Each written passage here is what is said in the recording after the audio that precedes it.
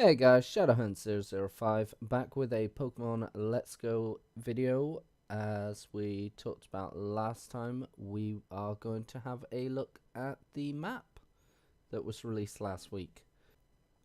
So we'll start off by going to where we start in Pallet Town. So as you can see on this map, it looks like all these Pokemon are roughly in the areas of the map, with Pikachu and Eevee being in Pallet Town at the start. And as we go up through Route 1, we've got Pidgey and Rattata. I don't know whether the Vaporeon, Jolteon and Flareon on the side are just to show that Eevee does evolve, or whether they're actually going to be in that area. We'll wait and see. But for anyone who hasn't played Pokemon Yellow or any of the first gen games, we always start off in Pallet Town. And as this game is a remake of Yellow, it should be looking at everything that was unique in Yellow as compared to Red and Blue and Fire Red and Leaf Green. So moving up to Viridian City, you can either go left to catch a Nidoran, male or female. In Pokemon Yellow, you could also catch a Mankey, which would obviously help out with the first gym. But you can't go up to Victory Road yet, because you need the gym badges. Going north, we have Viridian Forest. Shows that you can get Metapod, Kakuna. We also know from the gameplay trailer that you can catch these as well as other Pikachus, if I remember correctly.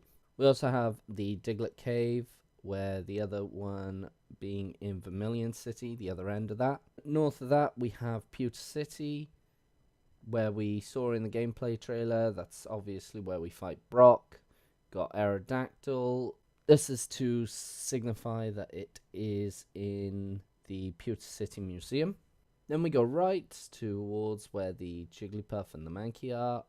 Whether that's going to be where Mankey first appears, I don't think so, because I'm guessing they're going with the yellow style, which would mean that you'd first encounter it by going into Mount Moon by the Geodude, Clefairy, and Paris, and of course Clefable.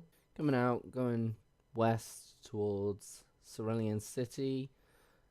Now, the Hypno, Sandslash, Electrode, Parasect, and Rhydon, I would suspect all those are for the Unknown Dungeon, where you have Mewtwo. As you can see, there's Bulbasaur in this Cerulean City, which, if I remember correctly, just south of Cerulean City, where that reddish house is by the Persian. I'm pretty sure that's where you got it in the original Yellow version. Going up Nugget Bridge, you can see where this Charmander is, which is where you got it in Yellow, on the rock. And to the right of that, you go across to Bill's house and back down to Cerulean. From here, as we wouldn't have got what we needed to go east yet, we would travel down, go into the underpass and come out in Vermilion, where of course we have our little Squirtle again, because in Yellow that's where you got Squirtle. We had the SS Anne in Vermilion, so probably work as normal. I think more or less the rest of this map is going to be same as all of the games. I'm pretty sure we're not going to see anything more surprising than what we get in all of the games. But we'll carry on going through. So after you've done the SSN, you go back up to Cerulean, and we finally go to the east here. So going east, you got a Pokemon Center to the far east, and just below it we also had the power plant.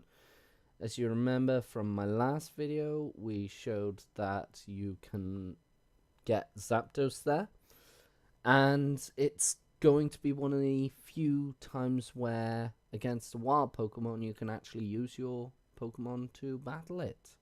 From there, we then go into the Rock Tunnel, which I wouldn't imagine we need Flash for, but we'll wait and see.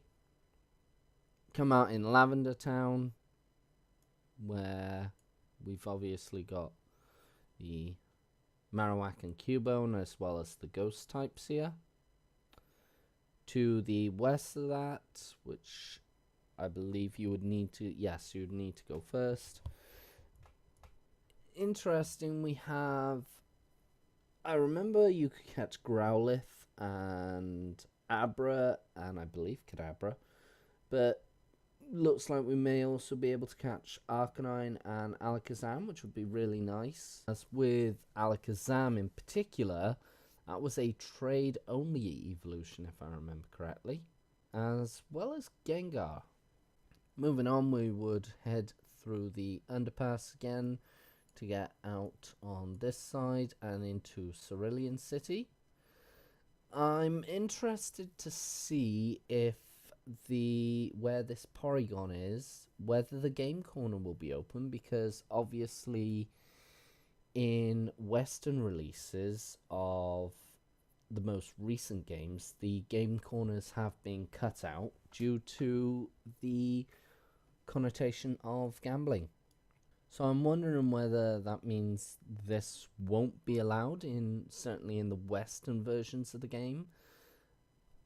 Wait and see, but it might be that there's another way of getting that Porygon, probably just appearing in the town, maybe, or as an in-game trade or event. So then after completing this part, I believe we would then have to go in Saffron City and sort out the troubles there. We can see that the Hitmonlee and Hitmonchan are there, so that'll be in the gym by there. Curious to see the Blastoise up in this corner, whether we have Blastoise available there, as it's not down with the Squirtle and the Wartortle. Similar to Venusaur and Ivysaur over by the Cycle Pass on the east. However, the Charmeleon and the Charizard kind of make sense to me, as they're right next to that Charmander.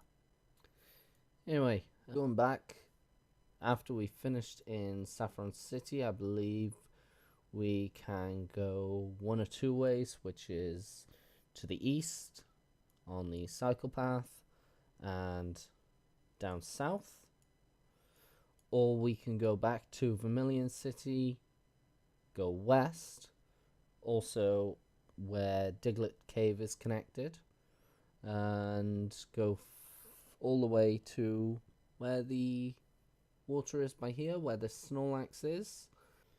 Travel down this waterfront and travel west through what I remember was a slightly annoying maze of fences. Why they were there, I don't know, but they were pretty annoying. Even more, and then eventually, whichever path you've taken, you would get to Fuchsia City. Pretty interesting area. We already know that now in previous games this was the Safari Zone. As you can see, loads of I would say the rarer Pokemon were found in the Safari Zone. Lapras, Kangaskhan, Chansey, Scyther, Pinsir, Dratini, Lickitung, and Tauros. You know, maybe I'm missing out some, but those were the ones that you went to the Safari Zone, you can only find in the Safari Zone, and you wanted to get from the Safari Zone. But we know that in this game, that's where the transfer building is from Pokemon Go, the Go Park. So you'll be able to transfer your Pokemon from Pokemon Go into your game, done from here. Whether that's going to be post Elite Four or not, I would say it's quite likely to be. Going south from Fuchsia City, you're traveling the oceans. You know, you'll need surf, And of course, you'll get to Seafoam Island, which would be where you could get the second of the legendary birds. You also find more of the ice type Pokemon here. So that's somewhere you can go to get your ice types. Then you would travel west to where Cinnabar Island is, where the volcano is. Going by the fact that I believe this is replacing the canon of Yellow, it will obviously be pre-Cinnabar Island eruption, which, if you go by the game canon, this would even be before Gold and Silver. However, this is also quite likely to not be set in the canon whatsoever of the other games. We'll just wait and see. But this is where you get your fossils restored. You would battle the 7th gym here. And there wouldn't be much else apart from some foreshadowing to the end boss, which we all know is going to be Mewtwo. So then travelling back up north, you get back to Pallet Town, head to Viridian City, battle the final gym, and head west and up to Victory Road. Some of these, if this is right and all of these, the images of the Pokemon are correct, then obviously some of these are going to be interesting. You know, you've got Machamp, which was another one that you could only get via trading. You've got some final evolutions, as well as Golem, which again was another trade only.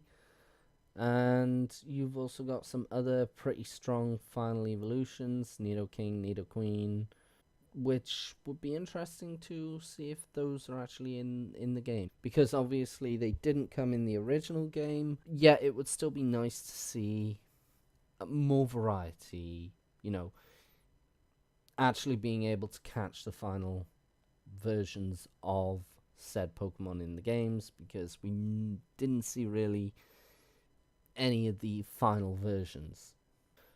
And then finally we come up to the Indigo Plateau.